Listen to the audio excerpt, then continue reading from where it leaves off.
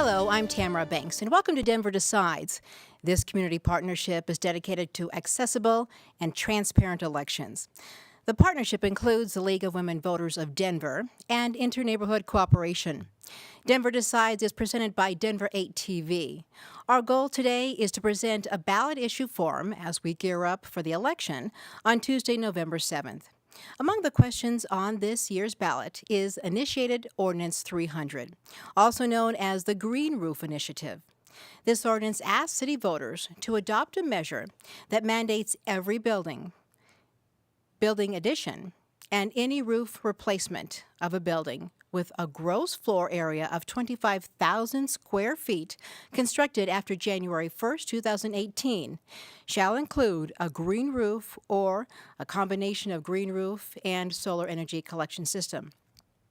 Our format for this forum will follow a basic debate outline with opening and closing statements, cross-examination, and will include responses to questions submitted by the forum organizers. Let's begin by meeting the participants who will present and discuss the pros and cons of Initiated Ordinance 300. Beginning at my right is Brandon Rietheimer, the director of the I-300 Green Roof Initiative. And Mr. Rietheimer will be speaking for Ordinance 300. And on my left is Kathy Barshner, the co-chair of Citizens for a Responsible Denver. Kathy will be speaking against Ordinance 300. Welcome to you both. Thank you both for being here. We're going to start with opening statements for each of our speakers. And as you can see, our timekeepers are right out front, timing your statements and your questions. Mr. Rietheimer, you're up first, speaking for Initiative 300, Ordinance 300. And you will have 1 minute and a half. Thank you. Hello, my name is Brandon Rietheimer. I'm the founder of the Denver Green Roof Initiative. This time last year, Bernie Sanders told us that change does not come from the top and that we must get active at the local level to make the changes we need. And for me, nothing is more important than climate change because of all the issues that we talk about, none of them mean anything if we don't have a healthy planet to live on. So I said to myself, how can I make a difference? How can I make changes that we need? So I started doing research with the question in mind, what was Denver doing for the climate and the environment? And on the surface, it looked like a lot was being done. The Denver Office of Sustainability was created through an executive order by Mayor Hancock, and together attainable goals were set for 2020. But once I started to dig deeper, I realized nothing was being done to achieve these goals. And this past December, the city auditor released a report outlining just that. For 4 years, the Office of Sustainability was given no resources, no authority, not even a phone number. And this is a big problem, as environmentally friendly as we are in this city, the city isn't so much.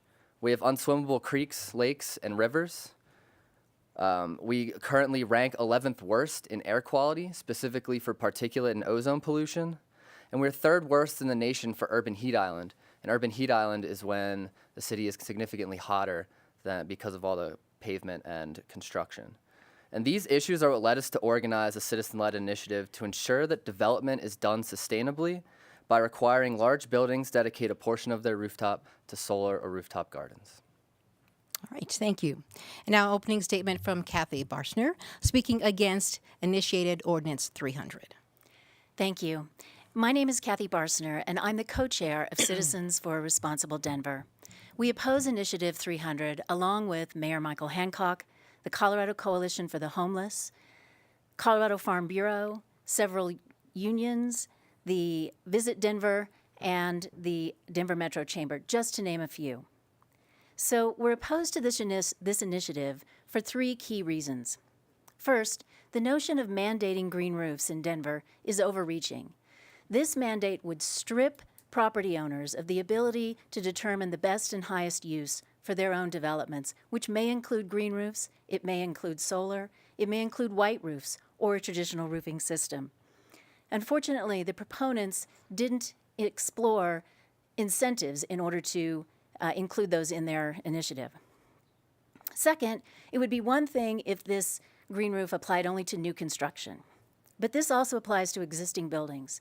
So HOAs residents and building owners would be required to find the funds to install these expensive systems, which can be 5 times more expensive than traditional roofing.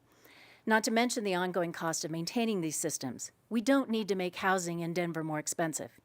Finally, we're extremely disappointed that the proponents created this in a vacuum. They never talked to any of the stakeholders directly affected by this: affordable housing advocates, Denver Public Schools, Denver Water, Denver Fire. Collaboration is the Denver way, and we encourage you to vote no on I-300. Thank you. Now we're moving on to the rebuttal portion of the program. Now, Ms. Bartzner, you will have 30 seconds for rebuttal to Mr. Rietheimer's opening statement. Thank you. Mr. Rietheimer mentioned Senator Sanders. And I believe that even Senator Sanders would want something of this to happen in a collaborative fashion. He would not want an initiative like this to be developed in a vacuum without the input of the important stakeholders that I mentioned before: affordable housing advocates and Denver Water, Denver Fire. And so, again, we ask you to vote no on Initiative 300. We believe it's bad policy for Denver. All right, thank you. Mr. Rietheimer, you'll have 30 seconds for rebuttal to Ms. Bartzner's opening statement. Thanks. Yes, I'd like to mention that all building codes are mandates. We have them in place for safety, such as fire escapes, fire alarms, things like that. And this mandate is no different. This would increase the environmental livability of Denver by solving those problems that I mentioned earlier. It's also mentioned that we didn't collaborate. However, beginning in 2011, for 3 years, we held symposiums and conferences, meeting with Greenprint Denver and other organizations, trying to get policy passed, and nothing ever came about. Then again, in 2015, we tried, but nothing came about. Okay, great, thank you. So now for the cross-examination round. Beginning with Brandon, you may ask Kathy a question, and Kathy, you will have 1 minute to reply. Sure. I would like to ask, who are the primary funders of the Citizens for Responsible Denver? The primary funders for Citizens for Responsibility is a variety of organizations. In my opening statement, you heard me mention a lot of different organizations: the Colorado Farm Bureau, several labor unions. There are individual businesses. I happen to be a small business owner in the city and county of Denver. There are some trade associations that are also donors, but we have a broad variety of people who are donating to our campaign. Okay, now Kathy, you may ask Brandon a question. Brandon, you'll have 1 minute for your response.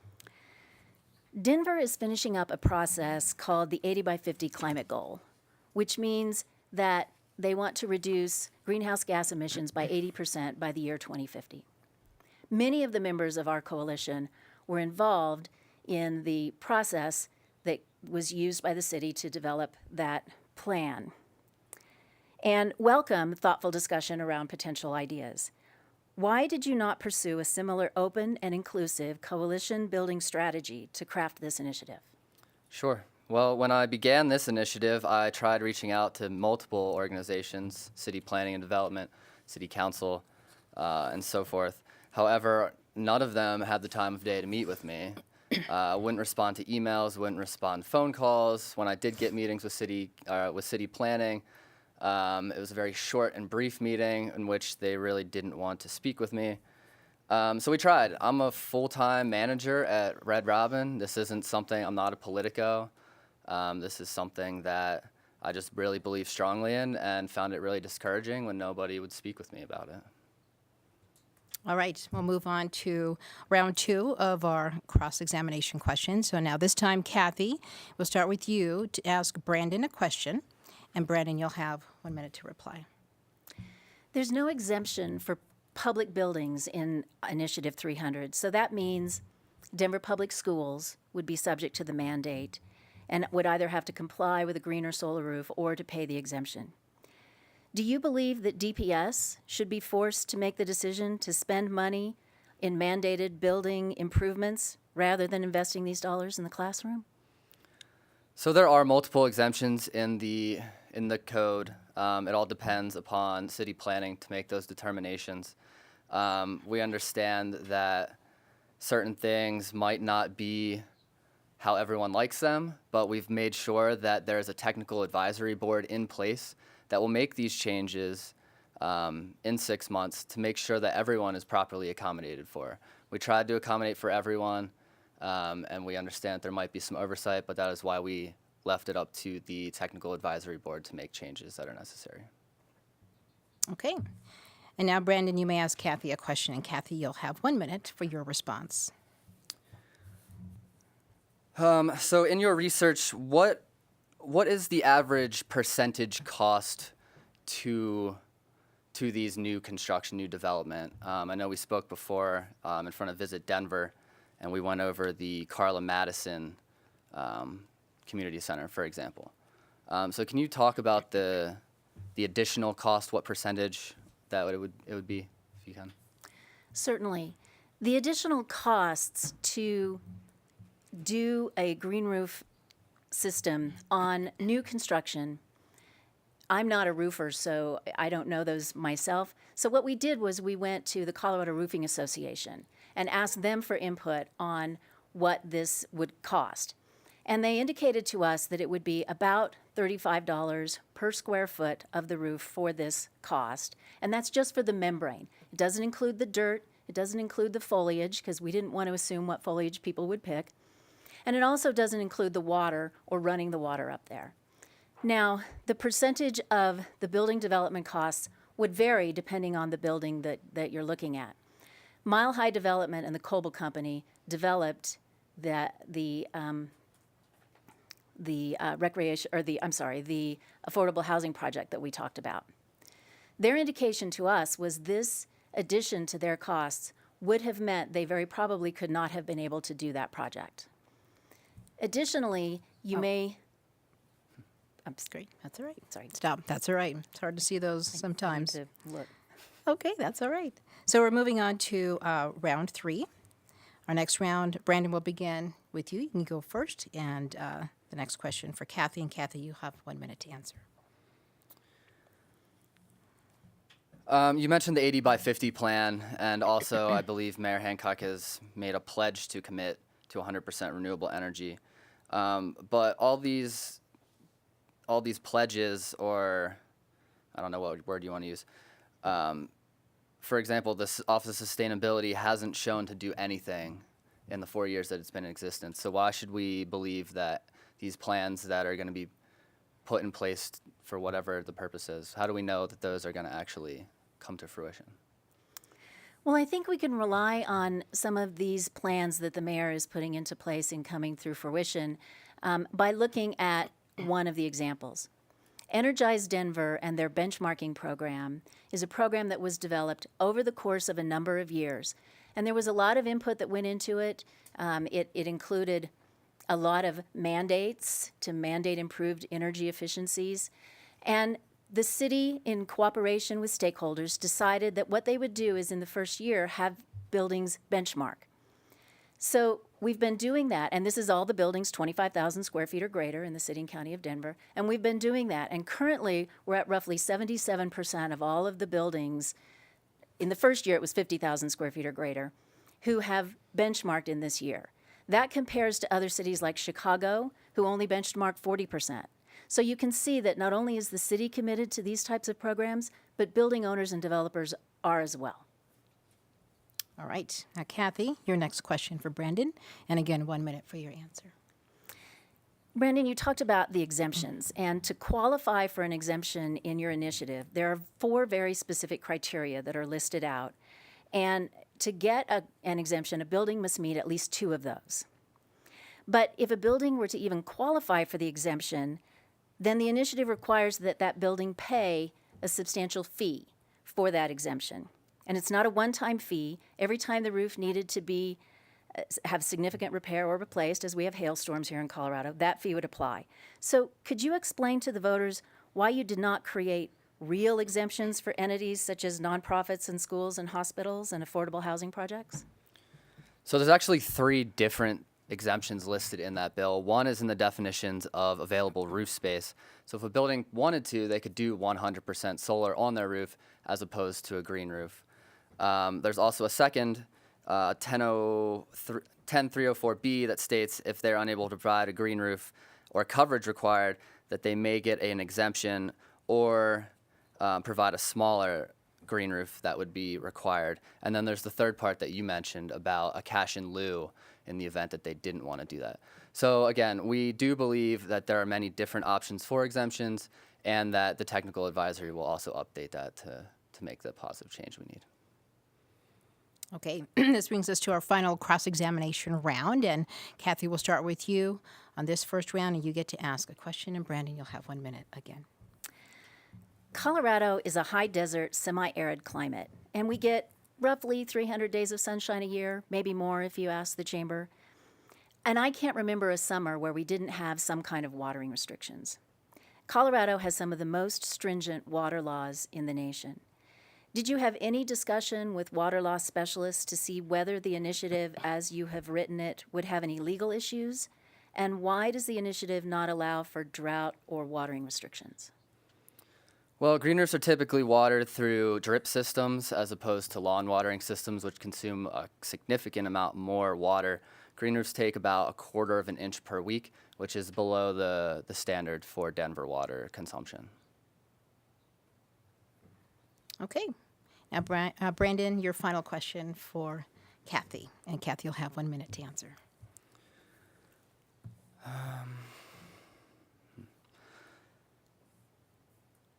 Sorry, That's I lost okay. my spot. That happens.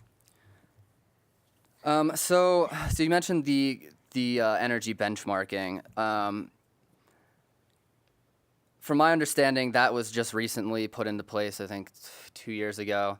And before that, it was listed as optional for buildings to do their benchmarking, and they were found that nobody was really doing the benchmarking until it was made mandated.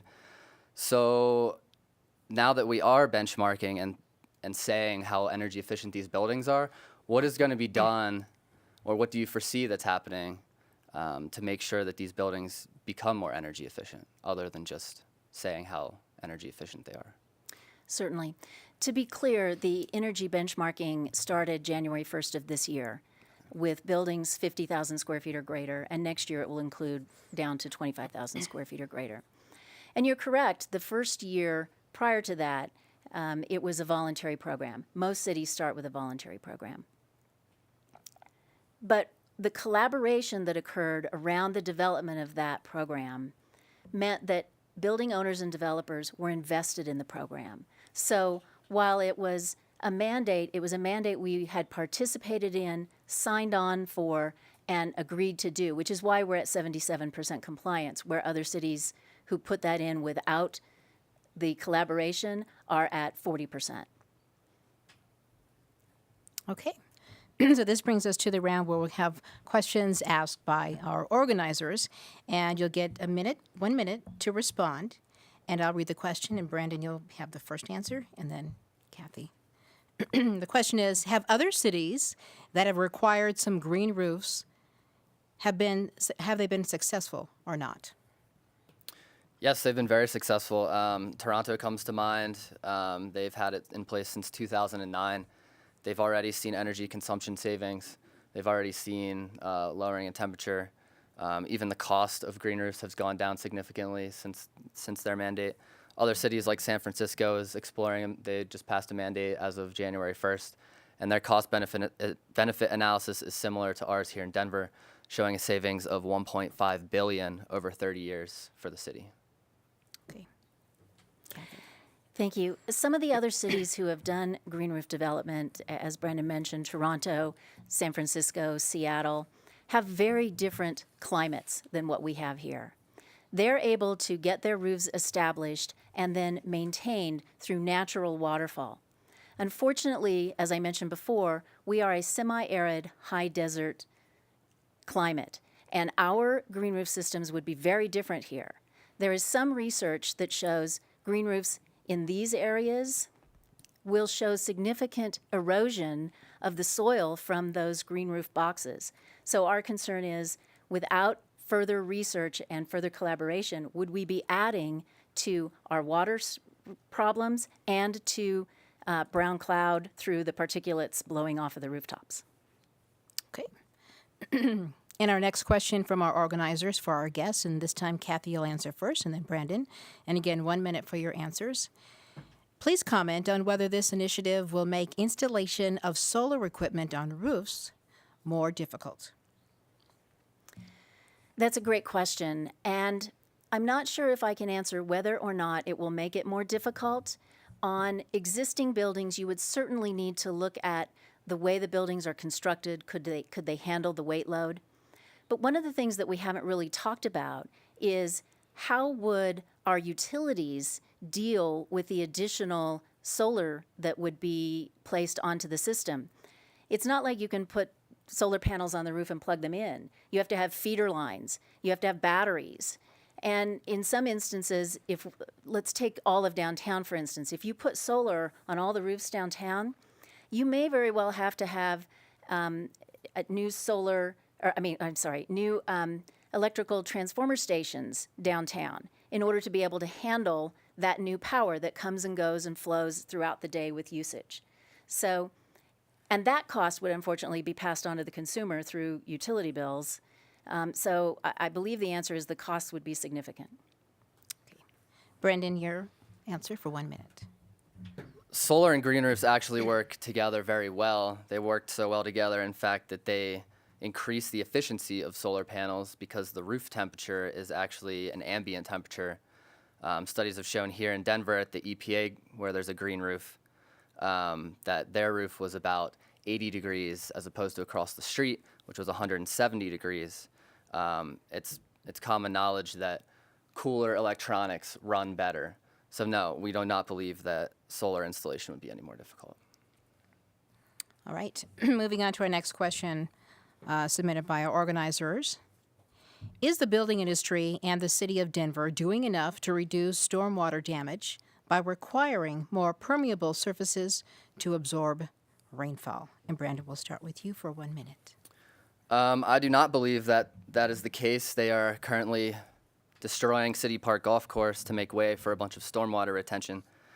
And interestingly enough, green roofs are actually considered a best management practice for stormwater by the Urban Drainage and Flood Control District, who's an authority in our region. We need to make sure that we increase our pervious surfaces, our green infrastructure, to make sure that as we grow and expand, that our stormwater doesn't continue to flow into the South Platte and the Cherry Creek, which is why it is actually one of the worst rivers in the nation, from my understanding, with E. coli contamination, heavy metals, all of which can be mitigated through green roofs with stormwater management. Okay. Kathy, 1 minute. Thank you. Stormwater management is something that has been in place in commercial buildings for years, managed through not only local rules and regulations, but through regulations coming out of Washington and the EPA. One of our concerns about doing stormwater management on rooftops of buildings is that we all know water will find a way to follow gravity and move downhill. That's one of the reasons that commercial buildings do stormwater management on the ground level or in the subbasements, because then they don't have to worry about water getting into office spaces and whatnot. That would be a great concern if you moved that stormwater management to rooftops. Okay. In our final round of questions from our organizers tonight, please comment on whether this proposal will significantly increase the cost of housing and rent, which are already very high in Denver. And Kathy, we'll start with you first for 1 minute. Okay. We absolutely believe that Initiative 300 will increase the cost of housing and rents in Denver. Economics 101 tells us that if you add costs to something, those costs will get passed on. So, for instance, if the cost of a barrel of oil in Saudi Arabia goes up, the cost of gas at Costco, where I get my gas, also goes up. If the cost of fertilizer in Olathe on the corn goes up, the cost of the corn I pay for at the grocery store also goes up. So in this instance, these costs will get passed on, particularly if you look at the cost of an HOA who might have to who might have to comply to this in their multifamily residential building. That HOA would be the one who had to pay for that, and they don't have funds. They would absolutely have to pass it on. Thank you. And Brandon, 1 minute, please. We believe the opposite. We've seen study after study that these building improvements would significantly lower long-term operating costs, paying for itself in 6.5 years. That combined with the longevity of the roof, it makes no sense that a building or a building owner should pass those costs on to a building tenant when they are going to see those savings in such a short time. We also like to mention that the market determines the rent, not the building. Buildings have to replace their windows all the time. You don't see them charging extra in rent because they had to replace some windows. And there's also PACE funding available, which is a 100% financing program over a 20-year period that allows and qualifies for these energy improvements. All right. Very good. Now this brings us to the end of our Q&A segment, and we move on to the closing statements. Each speaker will have a minute and a half for a closing statement, and we'll reverse the order of the opening statements, which means we'll begin with Kathy Barsner. You will have 90 seconds for your closing statement. First, I'd like to say thank you for the opportunity to be here today and to have an open dialogue on this important discussion. I recently had the pleasure of welcoming my first granddaughter, and I worry about the world that she's going to grow up in. This issue that this ordinance is addressing is one that needs to be talked about. But Initiative 300 is an ill-conceived, one-size-fits-all mandate that was created in a vacuum with no input from important stakeholders who would be directly affected, such as Denver Water, affordable housing advocates, Denver Fire, and the community. This measure will have lasting negative impacts on Denver, and the cost of this mandate will hurt affordable housing, small businesses, schools, and hospitals. Even the exemptions will lead to hundreds of thousands of dollars in additional costs that could cripple our flexibility and directly lead to increased costs to consumers. We are asking you to vote no on Initiative 300. We believe it is bad policy for Denver. Thank you. All right, thank you. Now a closing statement from Brandon Rietheimer. And Brandon, you will have 90 seconds for your closing response. Green roofs clean our air, they manage our stormwater, they create biodiversity for birds and bees and other insects. They increase a building's energy efficiency by reducing heat transfer through the roof. The list goes on and on.